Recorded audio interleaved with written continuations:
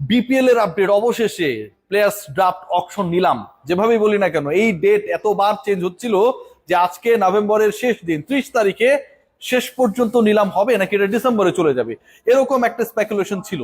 এবং শেষ মুহূর্তে Bangladesh cricket board versus Enamul Haque Bijoy যে জয় পরাজয়ের জন্য মাঠে নেমে পড়লো সেটাও কিন্তু একটা অনিশ্চয়তা তৈরি করেছিল যে আসলে ক্রিকেটাররা যারা বাদ পড়লেন যারা ছিলেন তারা কি আবার ঢুকবেন কিনা। বাট এই মুহূর্তে স্পটলাইটে দুজন তিনজন চারজন পাঁচজন ক্রিকেটার যেই ক্রিকেটারদেরকে নিয়ে অনেক বেশি ডিসকাশন হচ্ছে এবং যে ডিসকাশনটা খুবই ভ্যালিড। আমি সেই ডিসকাশনটা মানে হ্যাপিনেসের থেকে অবাক হওয়ার যে ঘটনাগুলো ঘটেছে সেই জায়গা থেকে শুরু করতে চাই। লিটন কুমার দাস, আমি বিডি ক্রিক টাইমে একটা কন্টেন্টে বললাম যে আমাকে যদি এই মুহূর্তে চুজ করতে দেওয়া হয় টি-20 কোন ক্রিকেটার থেকে যিনি ডিরেক্ট সাইন হন নাই কাকে নিতে চান, মাই choice was Liton Kumar Das, captain, keeper, opening batter and scorer.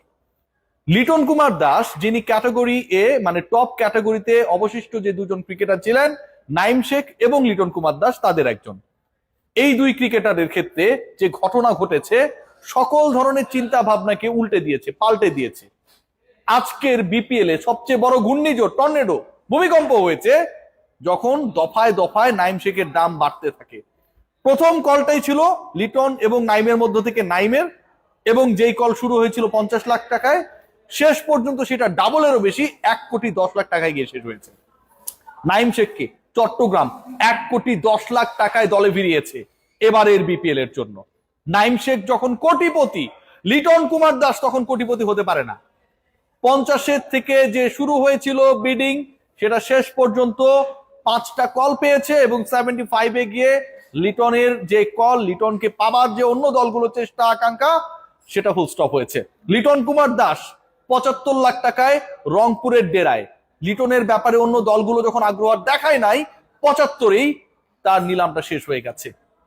Liton যখন 75, নাইম শেখ যখন 1,10,00,000, ঠিক তখন সবচেয়ে বড় অবাক করা জায়গা তৈরি হয়ে গিয়েছিল যে জিয়াউর রহমান, আমাদের সাবেক রাষ্ট্রপতি জিয়াউর রহমানের কথা আমি বলছি না, মানে অনেকে অনেকভাবে এগুলোকে ট্রল করার চেষ্টা করে, ম্যানিপুলেট করার চেষ্টা করে। আমাদের ক্রিকেটার জিয়াউর রহমান, সেই জিয়াউর রহমান 30 লাখ টাকায় বিক্রি হয়েছেন।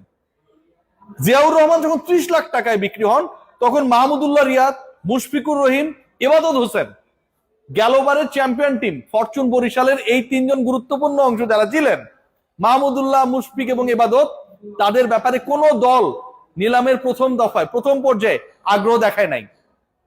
মিরাকেল, কোনোভাবে এটা আসলে বিশ্বাসযোগ্য মনে হচ্ছিল না, অন্তত বেস প্রাইসে তো বিক্রি হবেন। চমক দেখিয়েছেন মোহাম্মদ সাইফুদ্দিন তিনি দল পেয়েছেন এবং সাইফুদ্দিন 68 লক্ষ টাকায় 68 লক্ষ টাকায় ঢাকার ডেরায় গেছেন। চমক দেখিয়েছেন তাওহিদ হৃদয়, তিনি 92 লক্ষ টাকায় 92 লাখ রংপুরে তার পরবর্তী ঠিকানা নিশ্চিত করেছেন। এবং এই দুই চমকের মাঝে আমার কাছে মনে হয় যে সবচেয়ে বড় চমক ছিল হাবিবুর রহমান সোহান। 18 লাখ থেকে যাকে নিয়ে বিডিং শুরু হয়, বাংলাদেশের যে রাইজিং স্টার টিমটা ছিল এশিয়া কাপে, সেই টিমের ওপেনার মারকুটে ব্যাটার হাবিবুর রহমান সোহান, যিনি থার্ড হাইয়েস্ট রান গেটার ছিলেন সবশেষ এমার্জিং এশিয়া কাপ বা রাইজিং স্টার্স এশিয়া কাপে, তিনি 50 লক্ষ টাকায় নোয়াখালীবাসীদের চোখের আনন্দ দেওয়ার জন্য পরবর্তী বিপিএল এ খেলবেন। লিটন কুমার দাস 75, শামীম হোসেন পাটোয়ারি, যার সাথে লিটনের সম্পর্ক দলে থাকা না থাকা নিয়ে লিপুর সাথে গ্যাঞ্জাম, সেই শামীম হোসেন পাটোয়ারি ঢাকার হয়ে খেলবেন 56 লক্ষ টাকায়। শান্তি আর স্বস্তির জায়গাটা কোথায়? সাব্বির রহমানকে নিয়ে অনেক কন্টেন্টস হয়েছে, অনেক আলোচনা হয়েছে, শেষ পর্যন্ত সাব্বির কোন দলে খেলেন সেই ডিসকাশনটা যখন তুঙ্গে, তিনি কোন দলের হয়ে পরের বিপিএল এ খেলবেন নাকি আনফরচুনেট হয়ে গত বিপিএল এর আগের যে আসরগুলো ছিল সেই আসরগুলোতে তিনি দল পাননি, সেরকম কোনো কিছু একটা করতে যাচ্ছে। সাব্বিরের দল পরিবর্তন ঘটে নাই। Sabbir is going two B the part of Dhaka again. Dhaka Capitals এর হয়ে সাব্বির খেলবেন। গেল আসরে সাব্বির খেলেছিলেন ঢাকার হয়ে এবং এবার সাব্বিরের প্রাইস 28 লাখ, 28 লক্ষ টাকায় সাব্বিরের ঠিকানা ঢাকা ক্যাপিটালস। আমাদের আরেক প্রিয় ক্রিকেটার, বাংলাদেশকে দীর্ঘ সময় সার্ভিস দেয়, যাকে এখনো বাংলাদেশের মানুষ মিস করে, নাসির হোসেন, তিনিও ঢাকায়। তাসকিন আহমেদ আগে থেকেই ঢাকায়। নাসির, সাব্বির, তাসকিন আমার কাছে মনে হয় ঢাকাকে রোমাঞ্চকর বিপিএল এর এক্সপেরিয়েন্স দেওয়ার জন্য যে লোকাল ক্রিকেটাররা যাদের ব্যাপারে মানুষের প্রচন্ড আগ্রহ রয়েছে, যেই ক্রিকেটারদের fan base is very huge, সেই পার্টিকুলার ক্রিকেটাররা এই মুহূর্তে ঢাকার ডেরায়। আলোচনা রয়েছে জাকের আলী অনিক। প্রিয় জাকের আলী অনিক এবারও বল যেখানেই যাক তিনি লেগ সাইডে মারবেনি, এবং বিপিএল আমার কাছে মনে হয় ওয়ার্ল্ড কাপের আগে সেটা একটা ভালো প্রিপারেশন তার হয়ে যাবে। জাকের আলী অনিকের ঠিকানা নোয়াখালীবাসী যেমন একদিক থেকে সোহানকে নিয়ে চমক দেখিয়েছে, জাকের আলী অনিককেও দলে ভিড়িয়ে তারা চমক দিয়েছে। জাকেরের দাম বাড়ে নাই। জাকের 35 লাখ টাকার ক্রিকেটার, মানে যেই বেস প্রাইজের ক্রিকেটার তিনি ছিলেন, সেখানটাই একটা দলই বিট করেছে, সেটা হচ্ছে নোয়াখালী এক্সপ্রেস, এবং 35 লাখ টাকায় জাকের আলী অনিকের ঠিকানা সেখানটায়। চমক জাকেরের যদি ব্যাপারটা চমক হয়, মুশফিক মাহমুদুল্লাহ যদি দল না পাওয়া চমক হয়, আমার কাছে মনে হয় যে সবচেয়ে বড় চমক এবারের বিপিএলে ইয়াসির চৌধুরী রাব্বি। তার প্রাইস কত হতে পারতো, তার দল পাওয়া নেই, কিন্তু আমরা অনেকটা কনফিউজ ছিলাম। ইয়াসির চৌধুরী রাব্বি যখন ছক্কার দরকার হয় তখন তিনি সিঙ্গেল নেওয়ার চেষ্টা করেন, যখন সিঙ্গেলের দরকার হয় তখন তিনি ছক্কা মারার চেষ্টা করেন, যখন কোনোটারই দরকার হয় না, টিকে থাকার দরকার হয়, তখন তিনি রিভার্স সুইপ করেন। সেই ইয়াসির চৌধুরী রাব্বি রাজশাহীতে খেলবেন 44 লক্ষ টাকায়। Yasir Chowdhury Rabbi is a middle order batter, he is going to play for Rajshahi 44 lakh টাকায়। একই অলমোস্ট পজিশনের ক্রিকেটার মাহমুদুল্লাহ রিয়াদ, মুশফিকুর রহিম 35 লাখ টাকাও বিক্রি হয় নাই, কোন দল কেনে নাই। এবাদত হোসেনের মতো একদম প্রিমিয়াম পেসারকে কোন দল প্রথম দফার নিলামে কেনে নাই। আমার কাছে মনে হয় যে এবারে নিলামে এই জায়গাগুলো যথেষ্ট কনফিউজিং, ডিবেটেবল, এবং কেন আসলে তাদের ব্যাপারে আগ্রহ থাকলো না সেটাও একটা বড় প্রশ্ন। আরেকজন ক্রিকেটার রয়েছেন পারভেজ হোসেন ইমন। আমার কাছে মনে হয় ইমনের ক্ষেত্রে সিলেট অনেক উইনার হতে পারে। 35 লাখ টাকার মধ্যেই তারা ইমনকে পেয়ে গেছে। ইমনের প্রাইস আমার কাছে মনে হচ্ছিল যে অ্যাটলিস্ট 50 লাখ প্লাস হওয়ার কথা ছিল। লাস্ট ম্যাচেও ভালো খেলেছে, রেগুলার ওপেনিং এ ভালো করেন।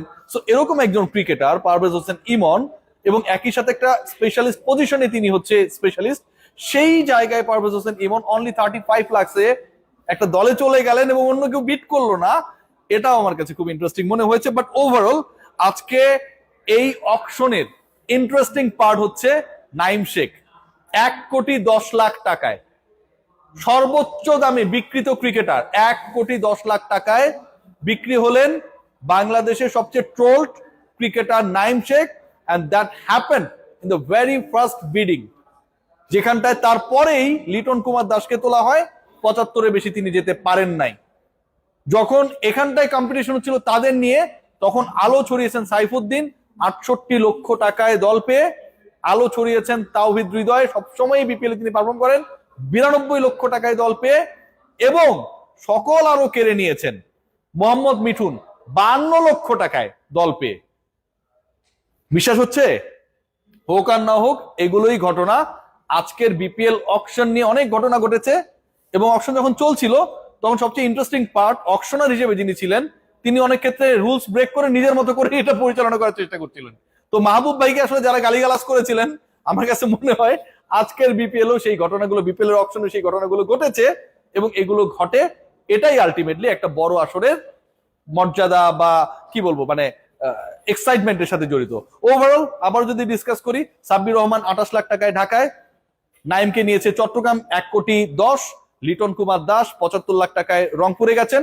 এবং এখানে ইন্টারেস্টিং পার্ট যেটা, নুরুল হাসান সোহানের খেলা না খেলা নিয়ে লিটন কুমার দাসের কিছু ইস্যু পাবলিকলি বলা হয় যে আছে, যে কারণে তাকে ন্যাশনাল টিমে কম খেলানো হয়। রংপুরের হয়ে লিটন কুমার দাস নুরুল হাসান সোহানের ক্যাপ্টেন্সিতে খেলবেন, এটাও কিন্তু একটা ইন্টারেস্টিং ব্যাপার। শেষ পর্যন্ত কি হয় দেখি। তবে গেলবারের চ্যাম্পিয়ন টিম তামিম ইকবালের টিমের মুশফিক মাহমুদুল্লাহ এবং ইবাদতের এবারের বিপিএল এর অকশনে